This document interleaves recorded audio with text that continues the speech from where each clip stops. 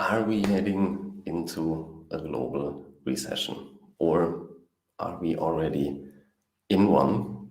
And how does that affect the Caribbean? That's the topic of today's talk and the question that we're going to explore today.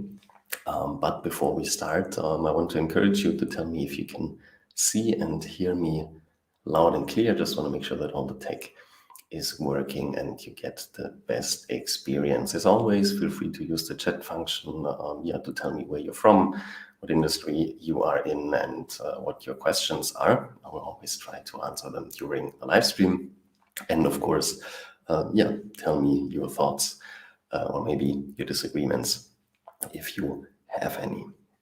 All right. What I want to talk about today is, as the title said, explore a little bit the economic or the global economic situation, and then of course look how that will affect or how that does affect the Caribbean, because I think whenever we want to predict look at the Caribbean, we have to look at the global economy, because at the end of the day, the global economy determines a lot of what is happening or what will happen in the Caribbean.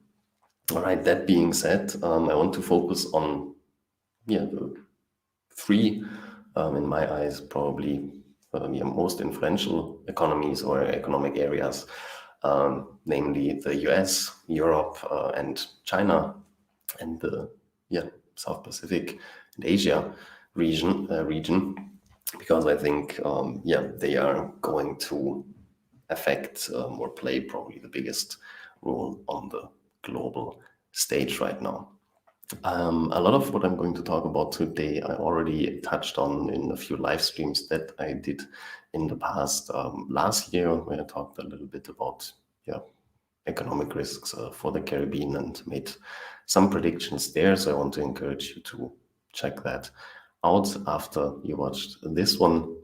And generally speaking, all these talks are archived at my YouTube channel. So I want to encourage you to go there if you want to watch some of the past streams, or maybe when you missed one. And of course, want to encourage to subscribe to the YouTube channel so that you get notified whenever we release new content or some of these live streams. All right, let's dive into it.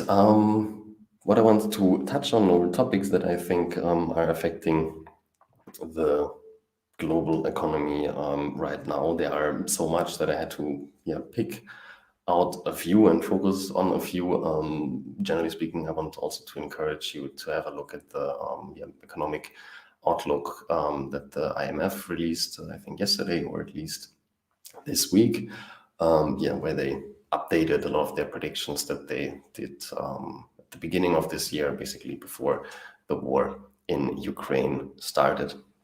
And when we look at the global stage, I think that's one of the main factors that we have to consider in that will, as I said in past live streams and past talks, affect all our lives on a global scale, probably for the next years to come, and will probably also shift a little bit the geopolitical landscape for probably decades, if not forever. Then, of course, we have to talk about inflation. I think no matter where you live in the world over the last months or maybe years, you probably experienced a constant increase in prices.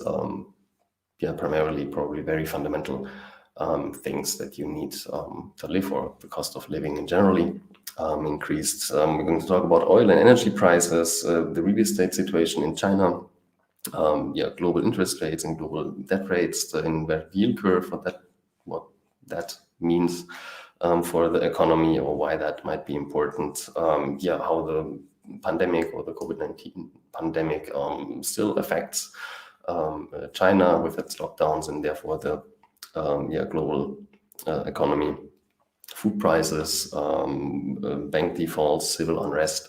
So we have a lot to talk about today. One tip, by the way, if you're watching this live, there's usually a slight delay, especially when you just joined later on. So I want to encourage you to go into the settings down below and maybe speed up the playback to 1.5. That's way you catching up to the actual live stream. And then you should have the best experience with minimal delay. All right. When we look at some basic numbers or some forecasts or some of the data that we got out of the, as I said, report from the International Monetary Fund, then we see, or we have to probably look at two main numbers, namely the global economic growth measured in GDP, and then of course the inflation. Because when we talk about a global recession, generally speaking, when we talk about a recession, that's usually defined as economic or a lower GDP in 2 consecutive quarters.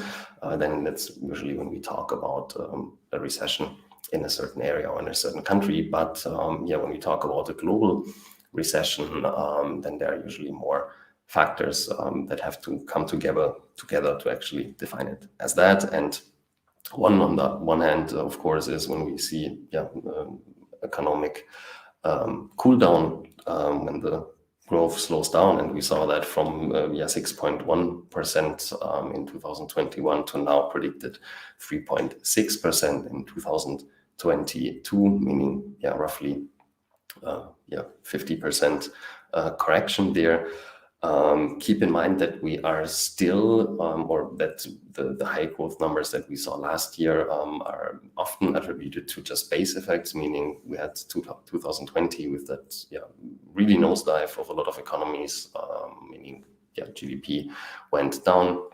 Then in 2021, we saw a little recovery, and therefore GDP came up, but we are still not at pre-pandemic levels or in most economies and in most areas. And now we saw even a reduction in the predictions of the economic growth for 2022. So maybe, or probably when we look back in a few months from now, then we will probably have the data to back up that we probably already are in a global recession right now.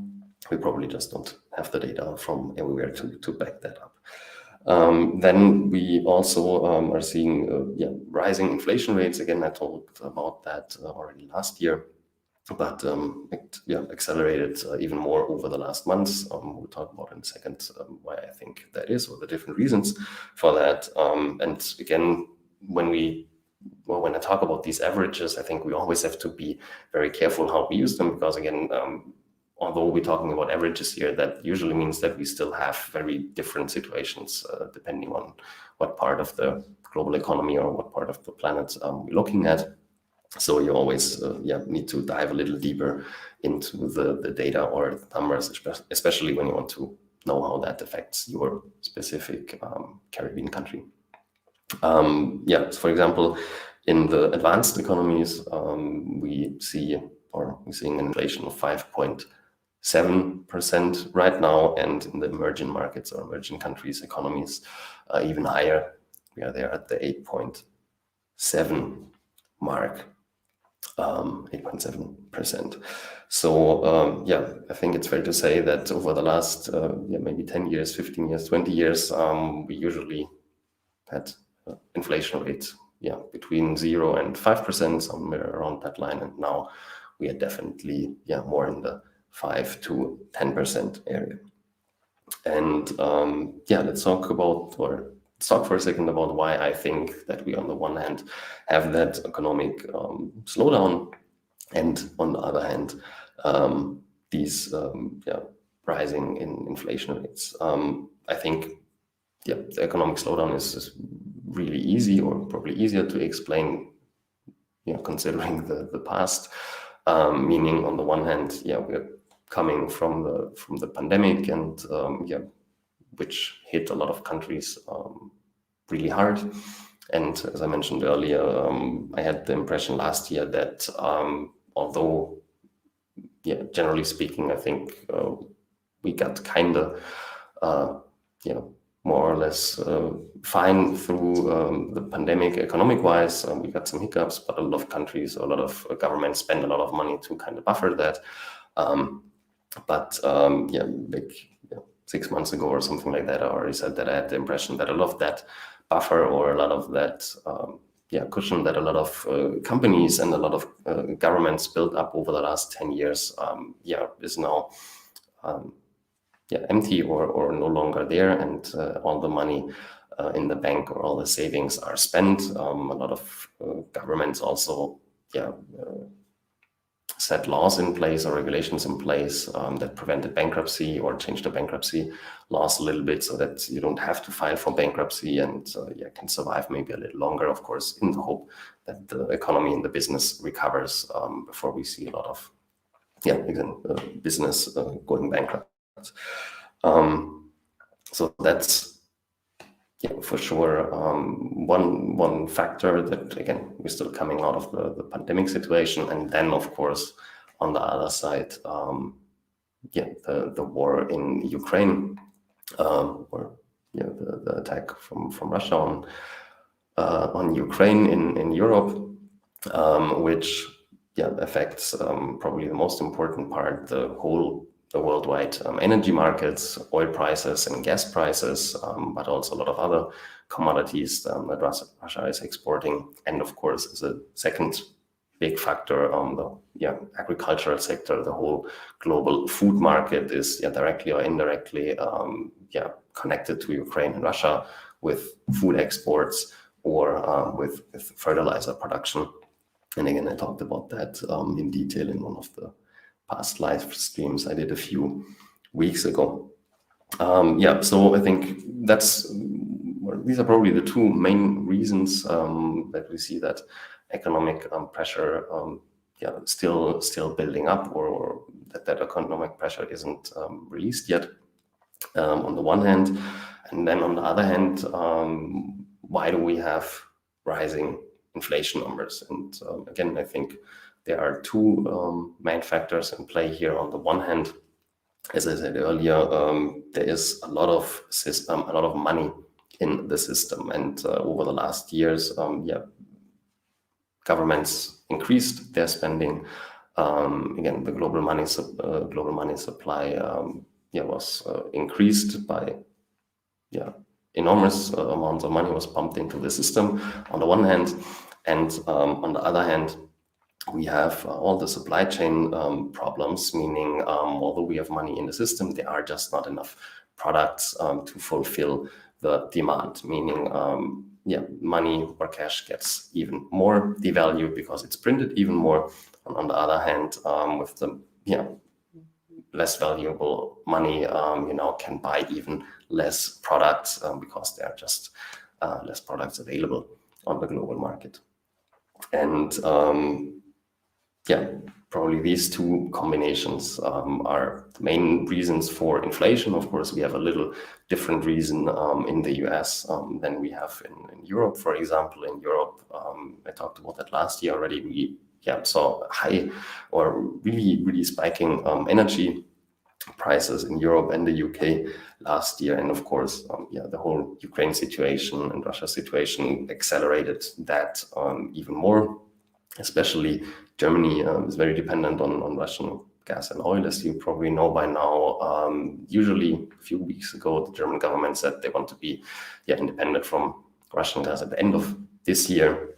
Now they say, maybe they are even able to get independent from the Russian oil and gas supply in a few weeks. We will see how this is going to play out. But on a general rule, I think we need to be aware that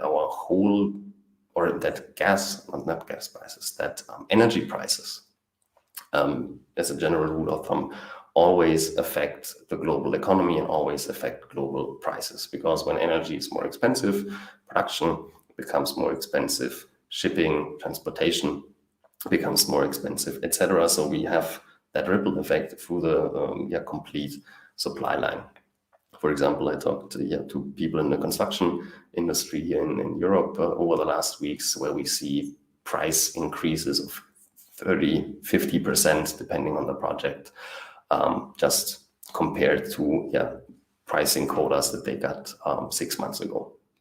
So just to give you an idea here, we see the same with energy prices, and of course, in a lot of agricultural goods, a lot of food prices are also spiking, and I think that will especially hit poorer countries around the globe that are not able to, or that are not have their own food security in their own country, meaning they are not able to supply the whole population with agricultural products and food that they grow inside the country, but they have to import a lot. And I guess that's probably true for most Caribbean nations. Most Caribbean nations are very dependent from imports, even food imports. So therefore, I think we will see that ripple effect in the generally shipping, transportation, and therefore import and export sector, but also in the food industry. So let's have a look. Well, let me make sure I talked about all the global stuff. Oh yeah, maybe let's have a word on the inverted yield curve for a second. So you might heard that term, inverted yield curve. What does it mean? Generally speaking, why is that so important?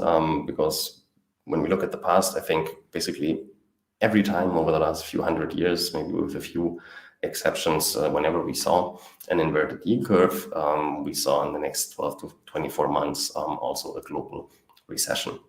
And that's why economists or financial people like me and consultants look at these numbers. And inverted yield curve basically means usually when you put your money into a savings account, or if you lend someone money, which is both times the same thing. One time you lend it to the bank and one time you lend it to someone else. Usually you get more, you get a higher return, a higher interest rate paid the longer you put that money away, the longer the duration of that savings account or that bond or whatever kind of form of credit we're talking here is. Because the underlying assumption is that the risk that you get your money back is higher the longer you put it away, and therefore you want a compensation in form of a higher return, meaning short-term returns are usually lower than long-term returns, meaning a 10-year bond has a higher return on investment than a 2-year bond, because you usually think, okay, the risk for a longer period of time is higher than for a shorter period of time. And when we have an inverted yield curve, then basically that principle gets flipped around, meaning you get a higher return for short-term investment, for a short-term bond, for example, than you get for long-term, for a 10-year bond. And usually what gets compared here is the 2-year bond and the 10-year bond, which means that investors or people in general are more optimistic on the long term than on the short term. And that's why they are, or that's why you have to pay in that case on the short term, more money to borrow money and less on the long term. And that's that's the reason why a lot of economists look at that ratio, because it's a pretty good predictor for a recession. When we see that basic principle flipped around, that you usually get a higher return for longer, for a bond with a higher duration than a bond with a shorter duration.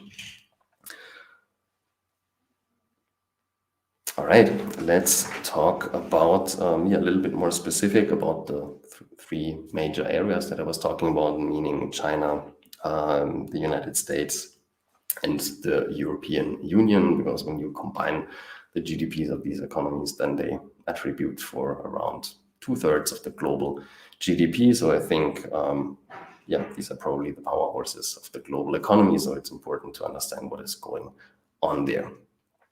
Again, when you're watching this live, feel free to use the chat to share your thoughts or to post your questions, and then I will try to answer it during the live stream. All right, let's talk about China. I think we have probably 2-3 main risk factors in China playing out right now. And the biggest one in my eyes is how important China is for the global supply chain, meaning how important China is as a global assembly line, basically, especially for the US. I think more for the US than Europe. But nonetheless, I think that statement is generally speaking correct. And if you followed the news over the last weeks, then you probably saw the videos of the people in Shanghai, trapped or locked down in their houses, and then the drones flying around and telling people to stay inside and so on. Meaning, Shanghai is one of the biggest economic cities or power hubs in China, with one of the biggest ports and so on, is in complete lockdown since weeks by now, I think over a month by now.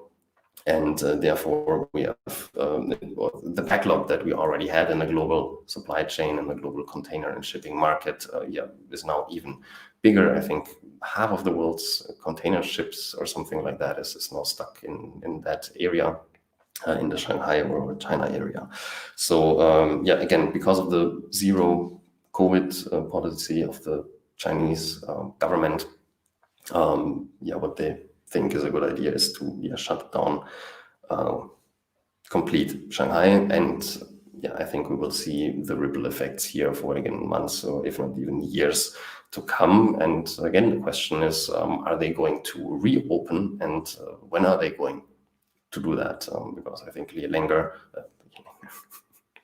the longer they keep their ports and their production lines closed, the harder that will affect other countries and therefore the global economy.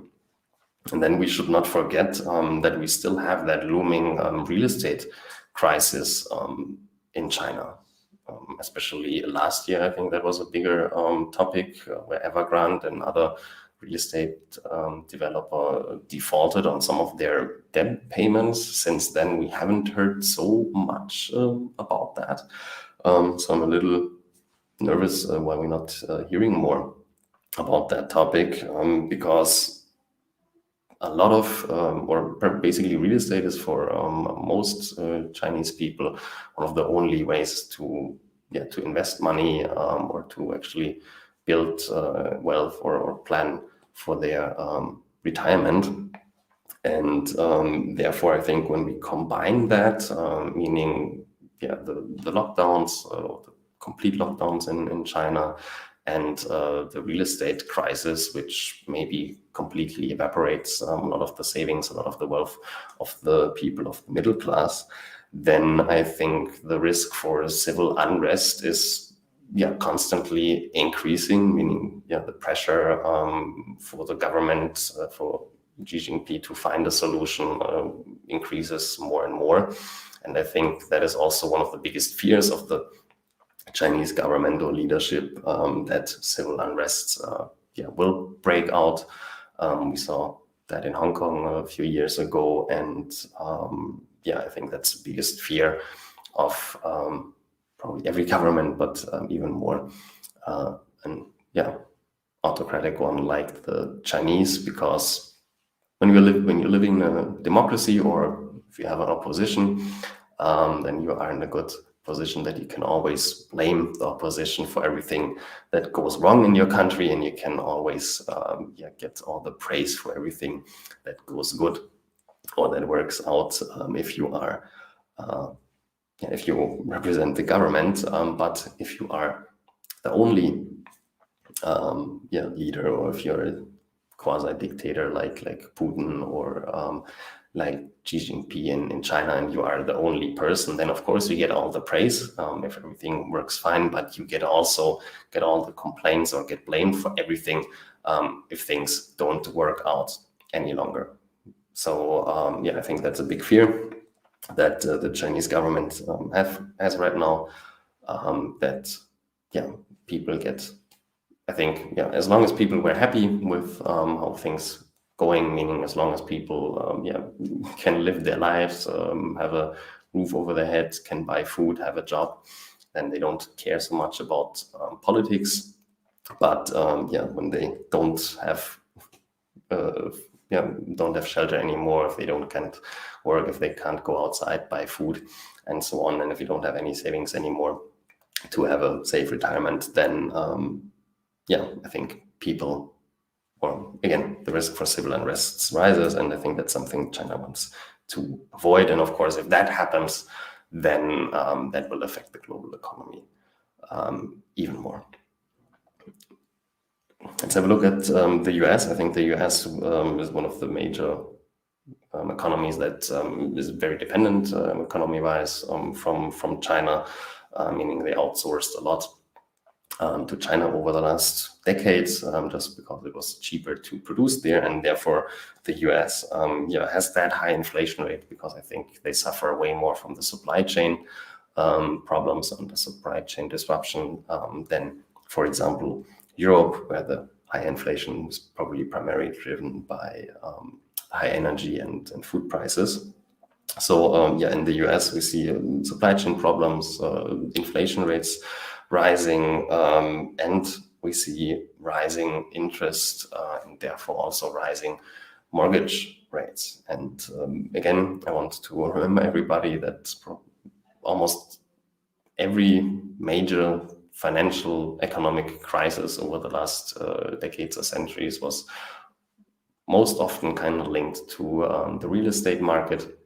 And therefore, again, we saw that already getting problematic in China. If we're now going to see rising interest rates, rising mortgage rates in the US, then again, we will also see higher default rates. And maybe then we are back into a 2007, 2008 situation where we saw a lot of these credits default and then therefore the real estate sector crumble, and then that is a kind of domino effect into the rest of the economy. So hopefully that won't happen. But again, of course, all the second order effects will also affect the Caribbean here, because again, if there is a shortage in goods, then the company or the countries with the higher buying power are going to buy them on international markets, and therefore, in a poorer country, you either don't get the goods at all, or you have to pay way higher prices to get them. So I think that's that probably the situation in the US will probably even affect the Caribbean a little more than in Europe. But nonetheless, let's talk about Europe. As I just said, what we're seeing there is also probably even more economic contraction than maybe in the US, primarily because of the war in Ukraine, because that caused a spike in energy prices. Therefore, we have a way higher inflation that we're used to in Europe. I think we've the highest inflation rate since 40 years or something like that. And especially in goods that are basically goods of daily needs, meaning primarily gas for the cars is way more expensive than a few months ago. Same with food prices and same with energy prices. And as I said earlier, energy prices affect on a second grade everything else, meaning production, transportation, shipping, logistics, and so on. So I think especially in Europe, the economic situation will be very dependent on how the war in the Ukraine is going to develop, because that of course causes a lot of uncertainty, economic-wise on the one hand, which of course people then hesitate to do the right or the necessary investments and so on, but also just from humanitarian or military perspective, war is always a very cruel thing. Millions of people are displaced, suffering, tens of thousands of people are dead or injured. So therefore, I certainly haven't thought that I'm going to expect a war of that size in Europe in my lifetime, but here we are. And we always can hope that it will be over as soon as possible, and of course will not spread. And what then is going to happen, I think nobody can predict. All right, let's recap really quick. So again, one of the major problems that I see, generally speaking, with the Caribbean is the big dependency on imports, or generally speaking, the big dependency on the global market and the global economy. Doesn't matter if we talk about tourism. I criticized in the past that I can't really understand, for example, how a country like Jamaica is selling all their beachfront property, literally all their beaches, to foreign investors, to foreign hotel chains, and therefore, the locals cannot even enjoy the natural beauty of their home country, and all the money that is being made through the tourism income is then indirectly also funneled back to the owners of these big chains that often are located overseas and not in Jamaica or not in the Caribbean. I think that's just not a sustainable long-term business model. Then the same with agriculture. I think every Caribbean nation should strive for food security, meaning that they can produce all the food and all the agricultural produce that they need to feed their population, to not being dependent on the global market, especially considering that we're talking often about the poorest parts of the population. If they can't afford food, or if they are suffering from the global rising food prices, that will then hit the weakest the hardest. So I think, agriculture, food security, food prices, I think that's one area that we should focus maybe a little more in the future. And then, of course, the finance sector. As I said in the past, I think depending on which Caribbean nation we are looking, but the financial sector usually attributes like 10-20% to the overall GDP. And the financial services for the people, for the citizens, is usually catastrophic or way. Well, there's a big discrepancy between the fact that it attributes so much to the GDP, but the quality or the access for the citizens or for the companies to capital or to banking service or the international markets is so bad, which is again attributed to the fact that most of the financial services are tailored to big overseas investors or companies or external people that put their money in the financial institutions in that area, but not necessarily a long-term sustainable business model where the population actually can benefit from. And therefore, when we look now again at the global economic situation, the access for a lot of Caribbean nations to international capital, to the international financial markets, and so on, is limited because of that. And therefore, we saw that in the pandemic, where Caribbean nations just don't have a lot of the options and a lot of the access points to capital than developed nations have, and therefore it's way harder for them to kind of buffer the negative effects of these kind of developments. All right, to recap really quick, do I think that we are heading into a global recession? I would say we are probably already in one, but definitely over the next 12 to 24 months, I think the probability is really high that we are seeing a global recession, of course, with local differences depending on which area of the world we're actually looking at. I think that the Caribbean will probably suffer more than developed nations. I fear that not the return of the tourism over the last years, but the kind of influx, not last years, last months, but the influx of tourism that we saw over the last months is not sustainable. I heard from a lot of people that they really were happy that tourists came back and a lot of the travel restrictions were lifted over the last months. And personally also welcome that, and I think that's a good decision, generally speaking. But again, I want to remind you, on the one hand, look at China, that can change very quickly depending on the nation or the market. Maybe these travel bans or whatever get put back in place. I certainly hope that will not happen, but you never know. But on the other hand, also keep in mind that when the cost of living for people in Europe, in the US, gets higher, meaning the people there have less money to spend.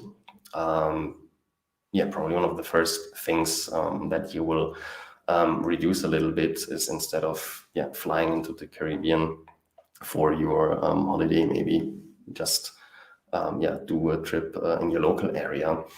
And if you then consider, again, rising energy prices, which will probably cause rising airfares and generally make travel more expensive, then I think it would be irresponsible to hope or to bet that the tourism will come back 100% or to pre-pandemic levels, or that will happen in a shorter period of time.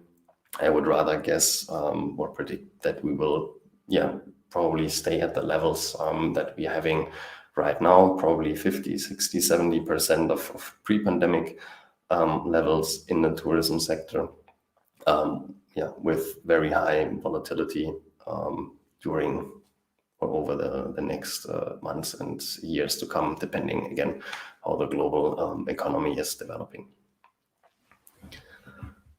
All right.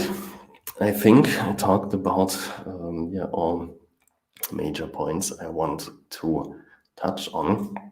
I think generally speaking, it's fair to say to buckle up. I want to encourage you, if you learned something today or if that was insightful, first and foremost, of course, hit the like button, the thumbs up, or whatever social media platform you are on, the like button, heart button, I don't care. And of course, if you're not connected on LinkedIn yet, feel free to connect with me there. I always appreciate if you share a few words where we know each other from, or what you think about my ideas, my thoughts, my content that I'm sharing with you. And of course, if you maybe missed the complete talk today, or if you want to watch them, or if you want to watch past presentations and talks, then I want to encourage you to head over to the YouTube channel. That's where all the content is archived, and you can watch it even if you missed them live. And I also want to encourage you to subscribe there, and of course hit the bell notification so that you get notified whenever we go live or whenever we release new content on this channel. That being said, I wish you all the best. We are living in weird and crazy times, and I hope you stay safe, and I hope to see you next time. Have a good one. Bye-bye.